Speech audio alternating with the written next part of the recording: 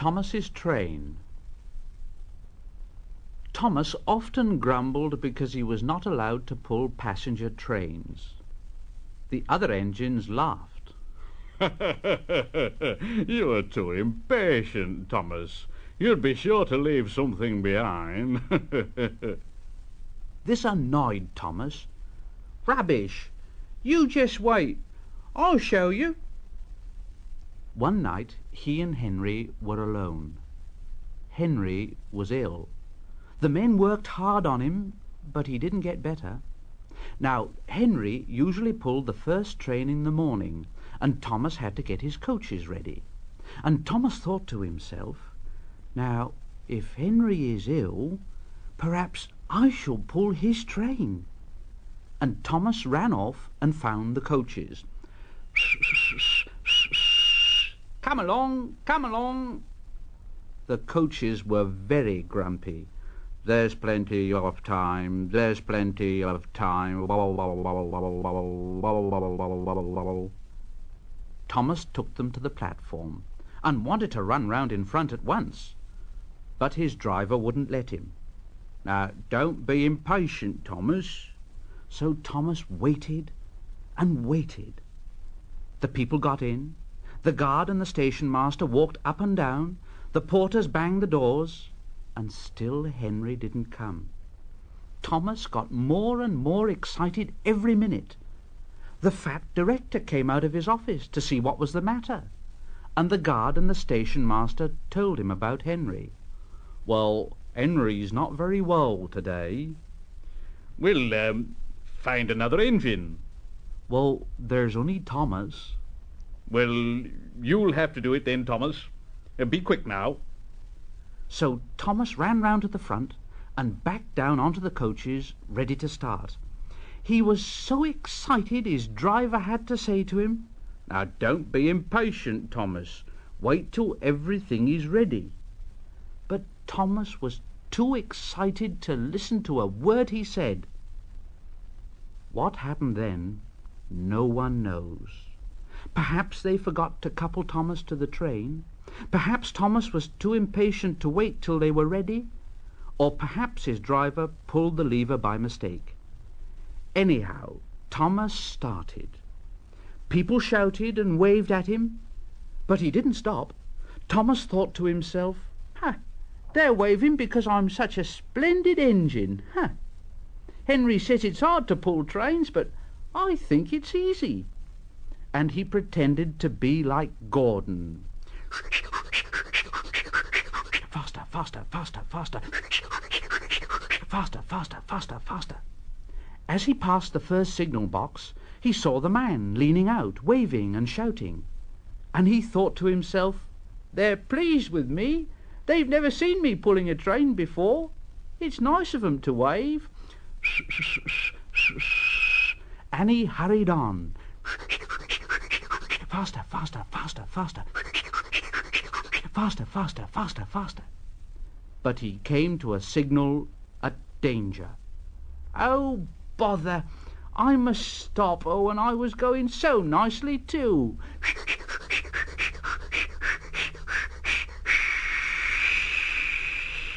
What a nuisance signals are. And he blew an angry One of the signalmen ran up. Hello, Thomas. What are you doing here, Well, I'm pulling a train. Can't you see? Oh, where are your coaches then? Thomas looked back. Why, bless me if I haven't left them behind. Yes, you'd better go back quickly and fetch them. Poor Thomas. He was so sad he nearly cried. But his driver said, cheer up, let's go back quickly and try again. At the station, all the passengers were talking at once. They were telling the fat director, the station master, and the guard what a bad railway it was. But when Thomas came back, and they saw how sad he was, they couldn't be cross. So they coupled him to the train, and this time he really pulled it. But for a long time afterwards, the other engines laughed at Thomas and said, Look, there's Thomas, who wanted to pull a train, but forgot about the coaches.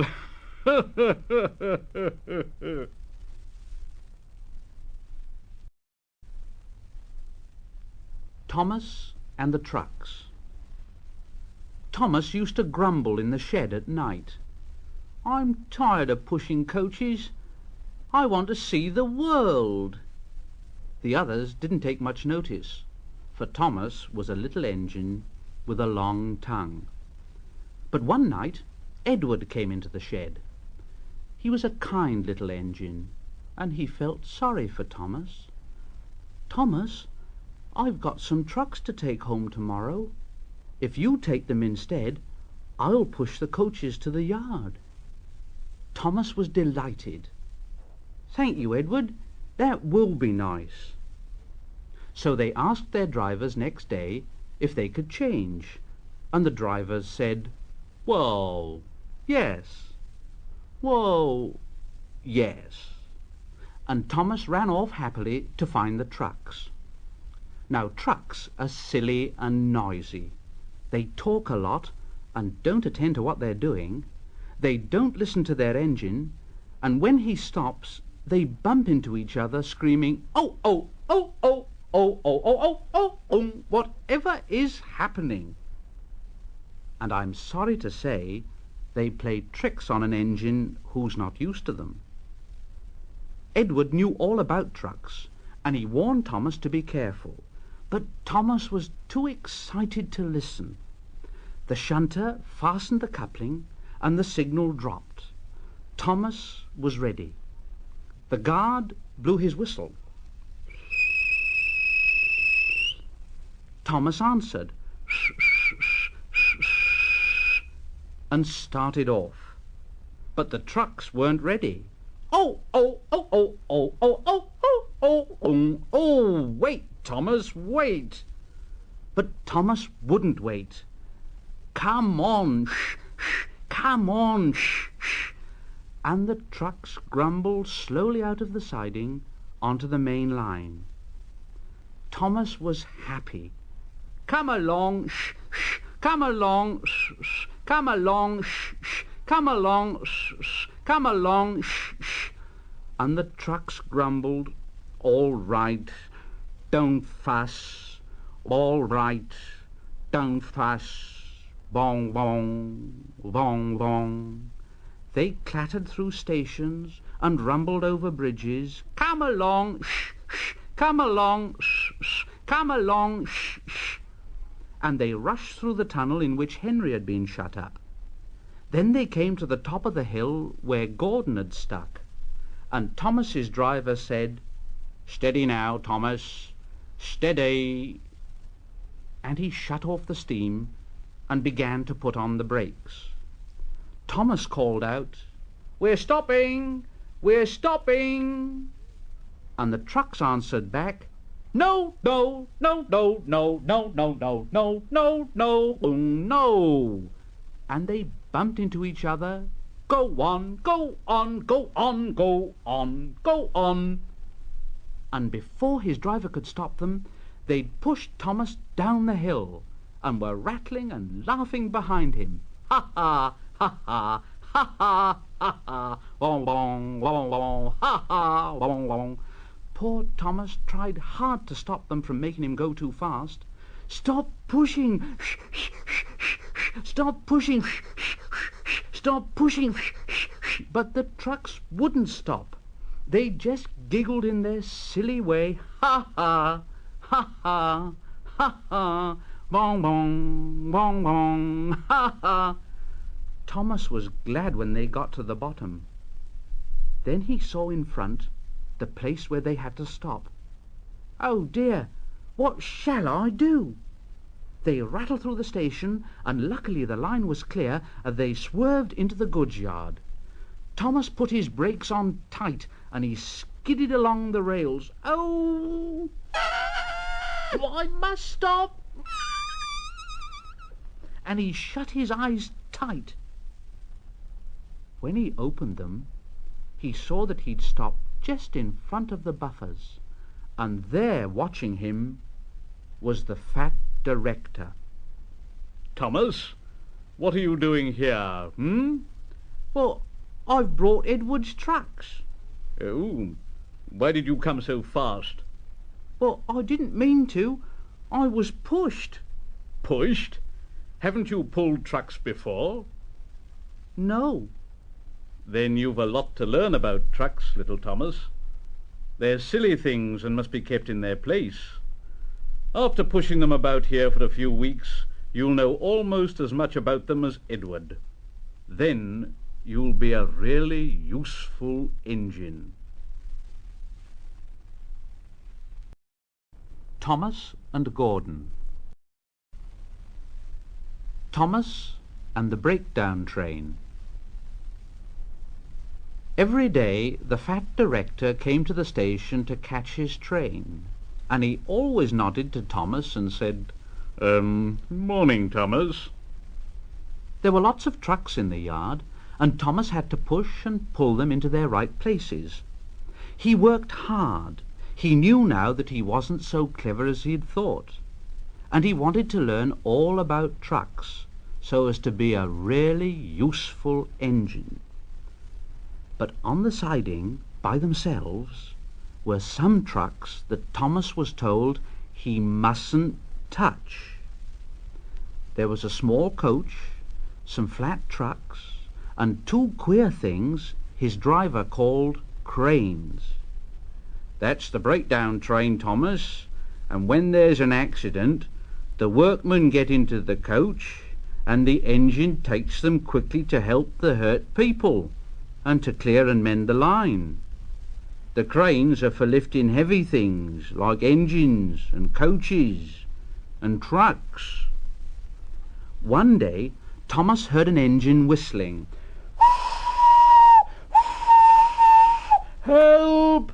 Help! And a goods train came rushing through very fast.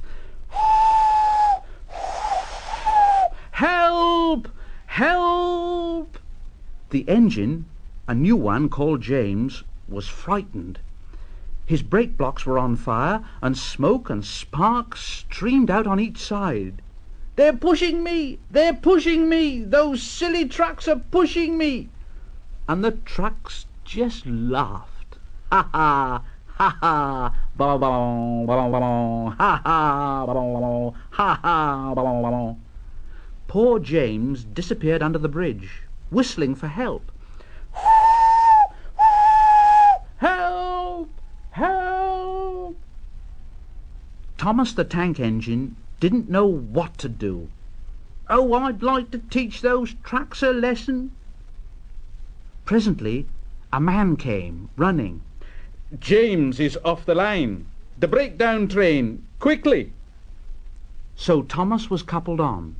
The workmen jumped into their coach, and off they went. Thomas worked his hardest. Faster, faster. Faster, faster.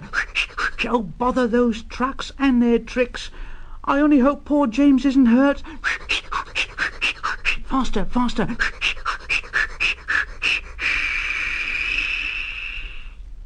They found James and the trucks at a bend in the line. The brake van and the last few trucks were on the rails, but the front ones were piled in a heap. James was in a field, with a cow looking at him, and his driver and fireman were feeling him all over to see if he was hurt. Never mind, James. It wasn't your fault. We always said your wooden brakes was no good. Thomas pushed the breakdown train alongside. Then he pulled the unhurt trucks out of the way. Oh, oh, oh dear! Oh, don't hurt us, Thomas! Oh, oh, oh, don't hurt us, Thomas! It serves you right. It serves you right.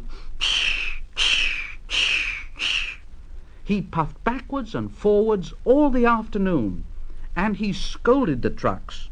This'll teach you a lesson. This'll teach you a lesson. And the trucks answered in groany, creaky sort of voices, Yes, it will. Oh, yes, it will. Oh, oh, oh. Then, when they put James back onto the rails, he tried to move, but he couldn't, so Thomas helped him back to the shed. The fat director was waiting anxiously for them. "Well, Thomas, I've heard all about it, and I'm very pleased with you. You're a really useful engine. James shall have some proper brakes and a new coat of paint, and you shall have a branch line all to yourself." "Oh, sir, thank you."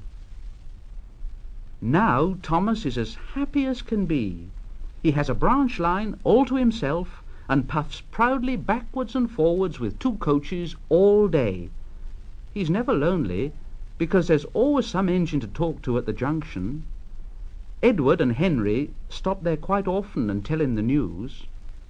Gordon is always in a hurry and doesn't stop, but he never forgets to say to Thomas, and Thomas in return always whistles,